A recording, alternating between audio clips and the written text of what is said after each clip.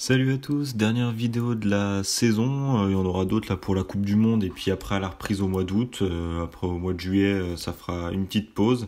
Peut-être Roland Garros aussi, je ferai quelques pronos mais ça après on verra. Donc en tout cas si vous avez toujours pas de compte BetClick, si vous voulez en créer un avec mon pseudo parrainage qui apparaît en bas à gauche, ça vous permet d'avoir le premier pari remboursé à 110 €. S'il est perdant au cas où, donc sur BetClick, après sur Winamax ça marche aussi, l'offre est pas mal, sauf que j'ai pas de compte parrainage, mais Winamax c'est pas mal aussi. Et le pseudo Snapchat pour quand j'ai pas le temps de publier des vidéos, quand je donne des petits pronos en plus. Alors ce week-end, les matchs en jeu, surtout en Ligue 1, les 4 en jeu, il y a Lyon-Nice, Marseille-Amiens, Metz-Bordeaux et Rennes-Montpellier.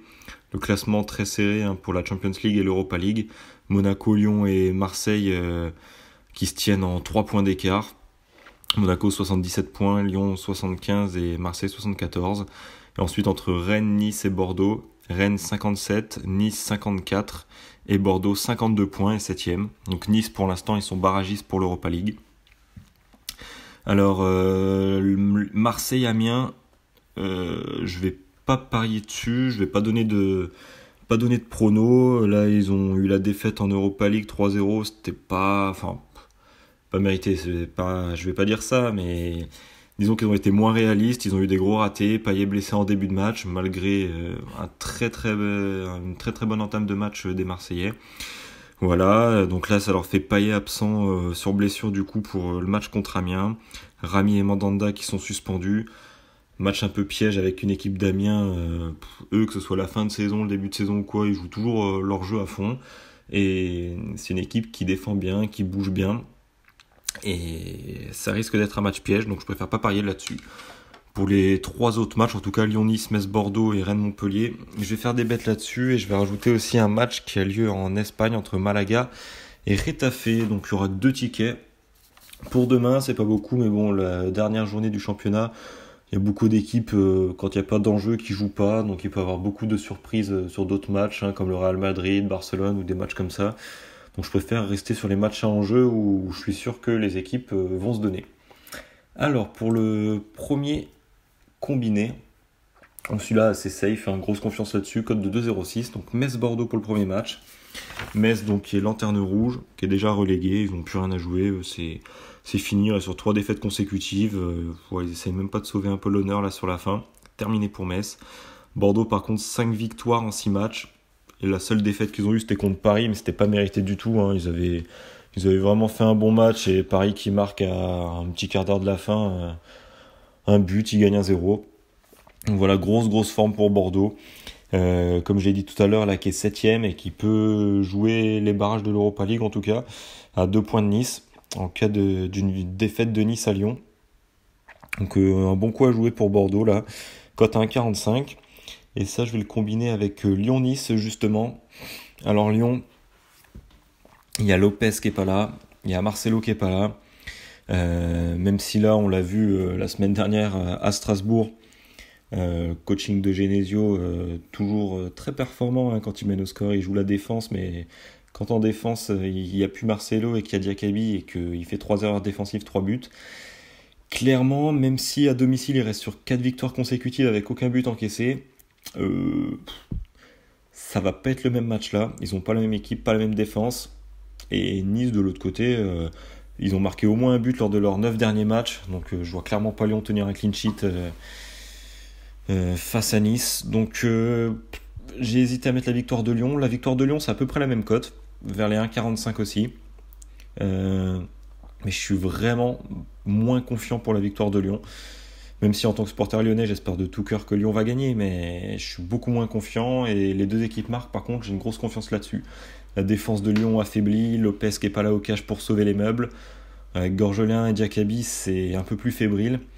Et de l'autre côté, Nice, ils ont des bons attaquants, ils ont déjà montré, ils ont déjà fait le taf sur plusieurs matchs depuis pas mal de semaines là, 9 derniers matchs où ils ont mis au moins un but, et je vais juste vérifier, mais je crois pas qu'il y ait d'absent à Nice pour ce match là. Non, il n'y a pas d'absent, voilà, les attaquants ils seront là, Pléa, Balotelli. Donc ça va planter un but, c'est quasiment sûr et certain.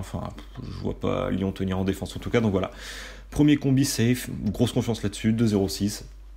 Et un deuxième ticket assez sympa.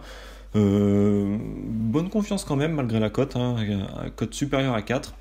Mais bonne confiance là-dessus quand même. Rennes-Montpellier, Rennes qui est 5ème, qui a 3 points d'avance sur Nice. Donc bon, un match nul leur suffirait hein, pour assurer leur 5ème place. Mais Rennes sur les derniers matchs qui sont très en forme. 3 victoires consécutives, là, dont le 2-0 à Paris.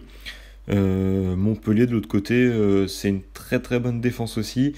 Mais sur les 2 dernières confrontations contre Rennes, c'est Rennes qui avait remporté ces 2 matchs-là. Puis Rennes, là, pour leur dernier match à la maison, je pense qu'ils vont être un peu galvanisés par le public. Et ils peuvent faire le taf à domicile. Cote sympa pour la victoire de Rennes à 1,88.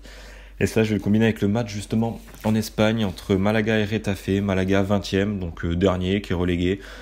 Ouais, ils n'ont plus rien à jouer non plus. Ils restent sur 6 défaites lors de leurs 7 derniers matchs. Malaga, là, ils sont à la ramasse complet. Et de l'autre côté, on a Retafe, 8ème, qui fait une très bonne saison, qui a 3 points de Séville, à la 7ème place, donc synonyme de barrage pour l'Europa League.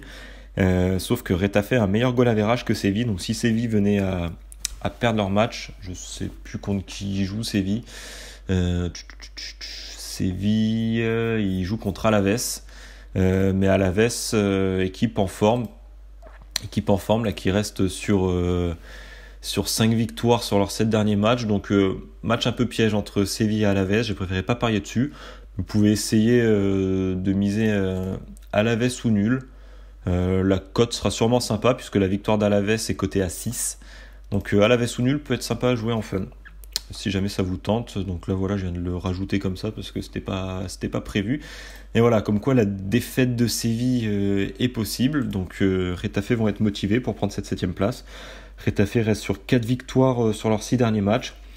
La seule défaite qu'ils avaient eue, c'était contre l'Atlético Madrid, 1-0. Donc voilà, c'était pas une défaite non plus très surprenante et ils ne sont pas fait non plus rouler dessus par l'Atlético. Très en forme. Et il reste sur 3 victoires consécutives à domicile. Donc je vois la victoire de Retafe, cote à 2,20, cote très sympa, ce qui donne un combiné à 4,14. Beau combiné donc. Après, comme je l'ai dit, à Alaves là, qui se déplace à Séville, vous pouvez tenter un Alaves ou nul.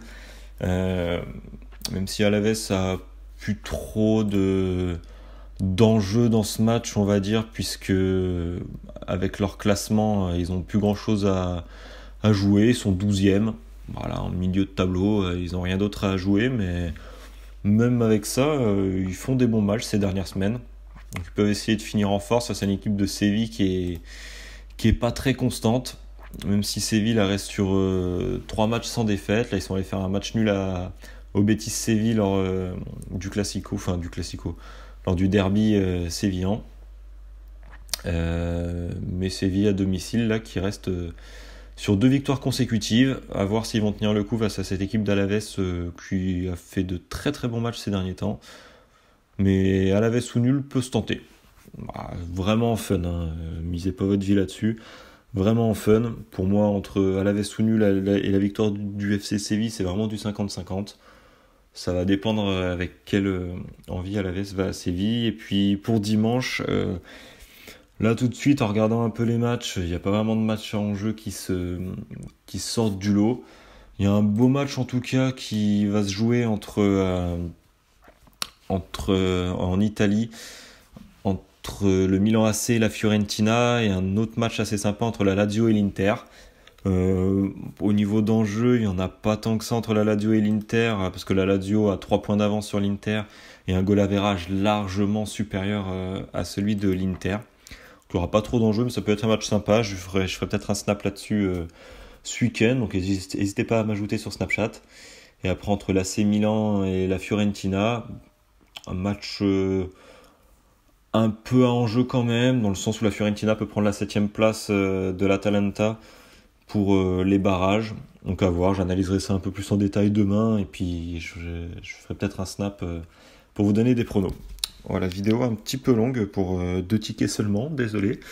Écoutez, bon dernier week-end de championnat à vous, bon pari.